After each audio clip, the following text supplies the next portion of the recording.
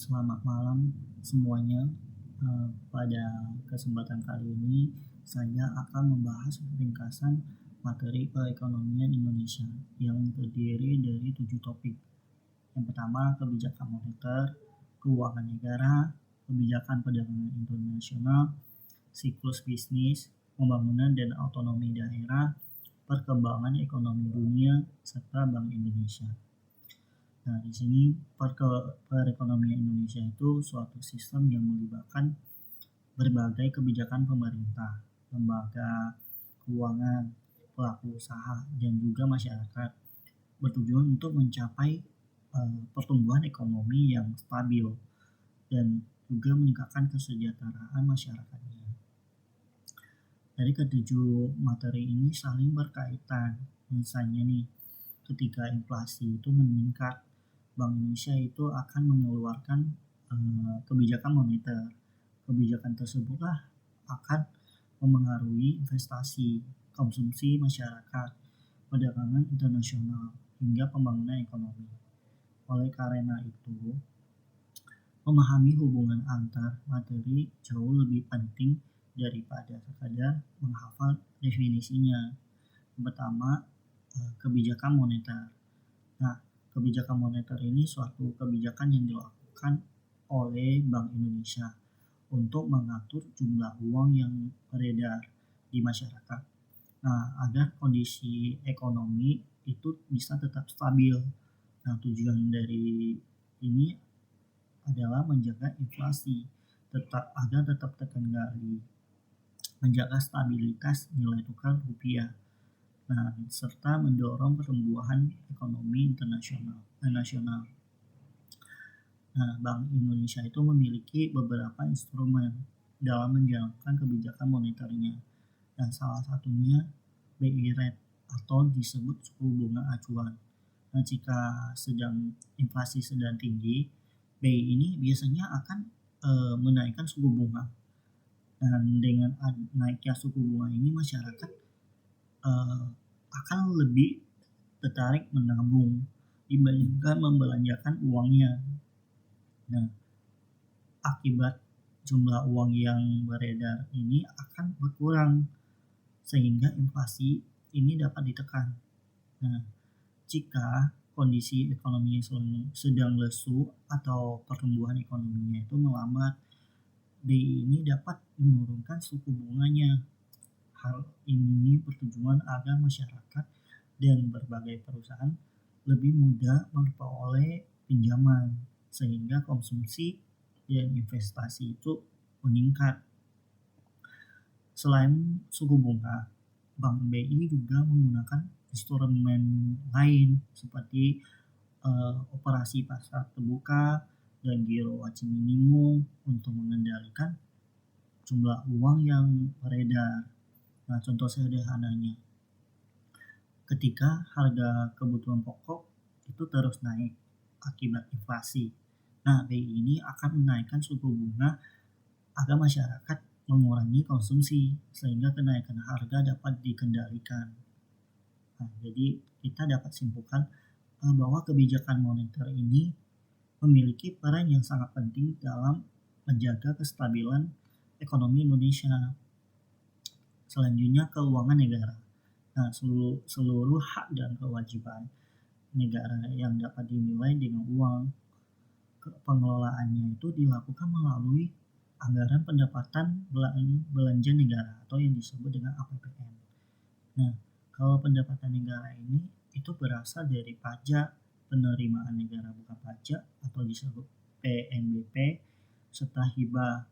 Nah, sedangkan untuk belanja negara itu digunakan untuk membiayai pendidikan, kesehatan, pembangunan infrastruktur, pertahanan, dan juga berbagai program kesejahteraan masyarakat.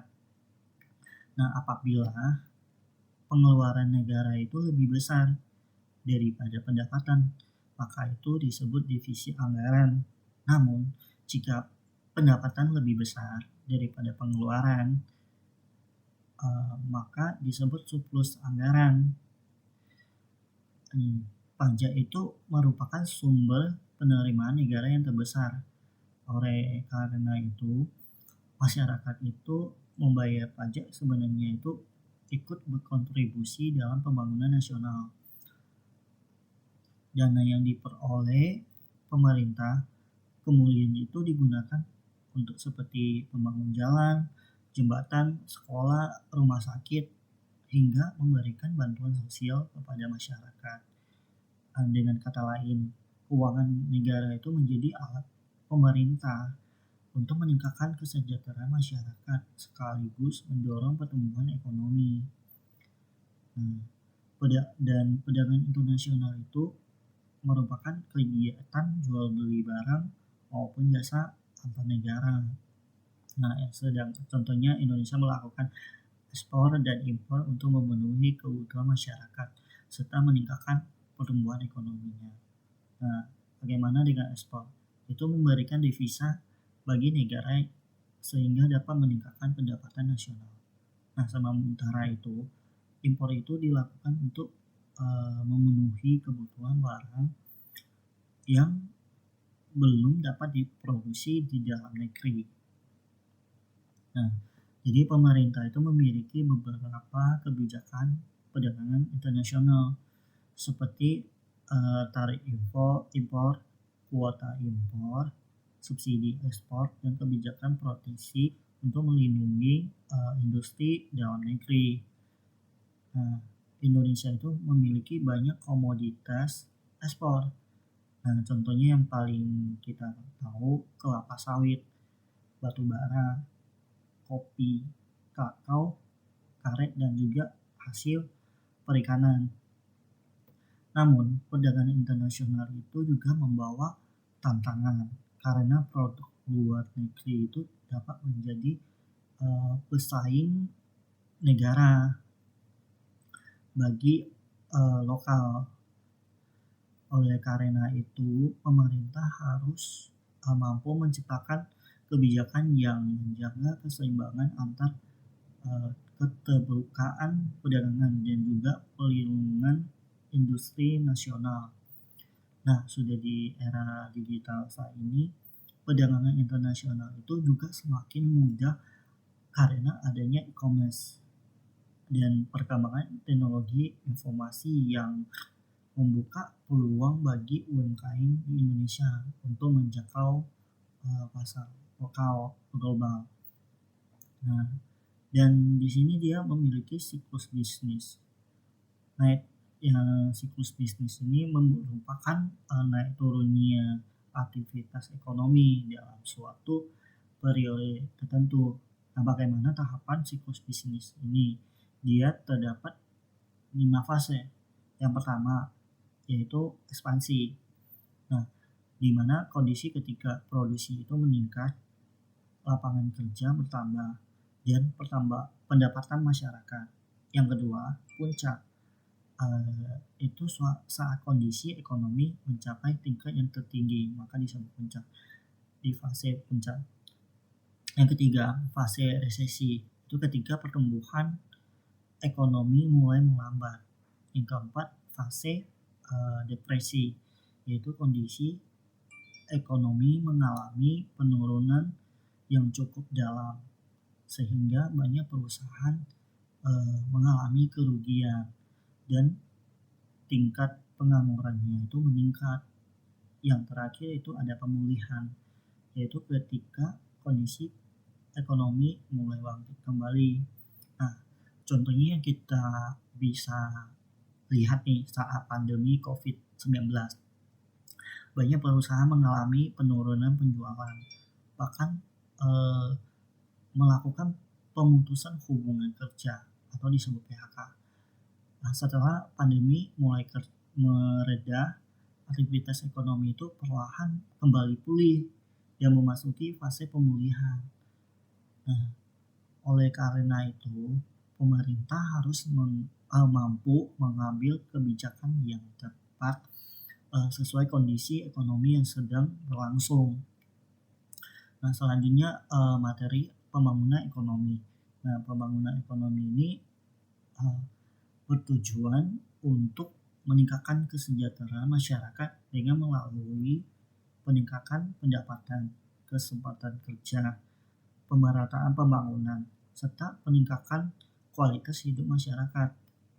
Nah, sedangkan otonomi daerah itu merupakan pemberian kewenangan kepada pemerintah daerah untuk mengatur dan mengurus daerahnya sendiri sesuai dengan potensi yang dimilikinya. Nah, misalnya nih, daerah yang memiliki potensi wisata dapat mengembangkan sektor pariwisata. Daerah yang memiliki lahan pertanian maka dapat fokus meningkatkan hasil pertanian. Nah, dengan adanya otonomi daerah, pemerintah daerah itu diharapkan mampu memahami kebutuhan masyarakat setempat sehingga pembangunan itu menjadi lebih efektif. Namun, keberhasilan otonomi daerah juga dipengaruhi oleh kualitas sumber daya manusia. Bisa juga dipengaruhi kemampuan mengelola anggaran dan serta transparansi dalam pemerintahan.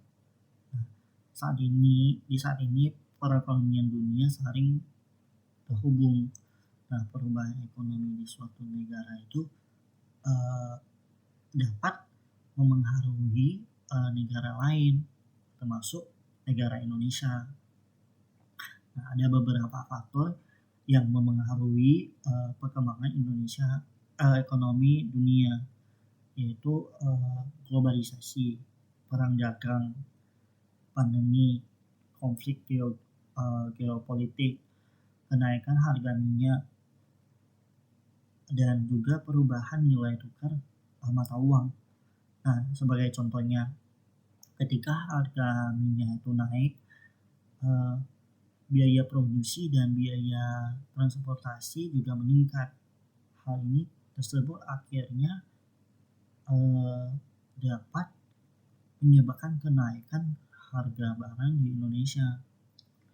Contoh pandemi COVID-19 juga menjadi contoh nyata bagaimana kondisi ekonomi dunia yang dapat mempengaruhi perekonomian Indonesia.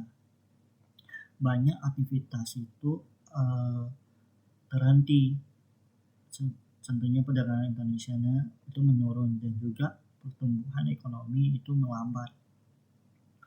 Nah, bagaimana lembaga internasional seperti IMF, World Bank, dan WTO itu juga memiliki peran penting dalam menjaga stabilitas ekonomi melalui kerjasama antar negara. Nah, karena itu Bank Indonesia harus mampu meningkatkan daya saing agar dapat menghadapi perubahan ekonomi global. Nah, yang terakhir Bank Indonesia. Nah, Bank Indonesia itu Bank Sentral Republik Indonesia yang bersifat independen. Nah, tujuan utamanya dari Bank BI ini adalah menjaga kestabilan nilai rupiah baik terhadap barang dan jasa maupun terhadap mata uang asing. Nah, untuk mencapai tujuan tersebut, Bank Indonesia itu memiliki 3 tugas utama. Yang pertama, menetapkan dan melaksanakan kebijakan moneter. Yang kedua, mengatur dan menjaga kelancaran sistem pembayaran. Yang ketiga, menjaga stabilitas sistem keuangan bersama pemerintah dan juga lembaga yang terkait. Nah, namun perlu dipahami bahwa Bank Indonesia itu berbeda dengan bank umumnya. Nah, Bank Indonesia itu tidak menerima tabungan masyarakat maupun memberikan pinjaman secara langsung. Jadi tugas utamanya dari BI itu menjaga stabilitas ekonomi sistem keuangan secara nasional. Saat ini Bank Indonesia juga terus mengembangkan sistem pembayaran digital. Nah, contohnya yang saat ini yang sering dipakai itu QRIS dan juga BI Fast. Nah, agar transaksi itu menjadi lebih cepat, mudah, aman, dan juga efisien. Hal tersebut menunjukkan bahwa peran Bank Indonesia itu tidak hanya menjaga inflasi, namun juga mengikuti perkembangan teknologi di bidang keuangan. Jadi untuk kesimpulannya dari ketujuh materi tersebut dapat disimpulkan bahwa perekonomian Indonesia itu dipengaruhi oleh berbagai kebijakan pemerintah, Bank Indonesia, serta kondisi ekonomi global. Bank Indonesia memiliki peran penting dalam menjaga stabilitas moneter. Nah, sedangkan pemerintah mengelola keuangan negara melalui APBN atau disebut anggaran pendapatan dan belanja negara untuk membiayai pembangunan. Perdagangan internasional memberikan peluang sekaligus tantangan bagi Indonesia. Namun di sisi lain, pembangunan ekonomi dan otonomi daerah itu bertujuan untuk meningkatkan kesejahteraan masyarakat secara merata. Nah, selain itu, perkembangan ekonomi dunia juga harus selalu diperhatikan karena dapat memberikan dampak langsung terhadap perekonomian Indonesia. Jadi sebagai mahasiswa kita tidak hanya perlu menghafal teori, namun juga harus memahami hubungan antar materi. Contohnya, ketika inflasi meningkat, BI akan menaikkan suku bunganya. Kenaikan suku bunga akan memengaruhi investasi dan konsumsi masyarakat. Jadi selanjutnya, kondisi tersebut dapat memengaruhi pertumbuhan ekonomi, penerimaan negara, perdagangan internasional, hingga ke pembangunan daerah. Nah, dengan kita memahami keterkaitan tersebut, kita juga akan lebih mudah menganalisis berbagai peristiwa ekonomi yang terjadi, baik di Indonesia maupun di dunia. Oleh karena itu, kita mempelajari perekonomian Indonesia bukan hanya untuk memahami kondisi ekonomi dan juga mengambil keputusan yang lebih baik di masa depan. Terima kasih. Saya harap ringkasan ini dapat membantu kita untuk memahami bagaimana kebijakan ekonomi yang saling berkaitan dalam menjaga stabilitas dan pertumbuhan ekonomi Indonesia.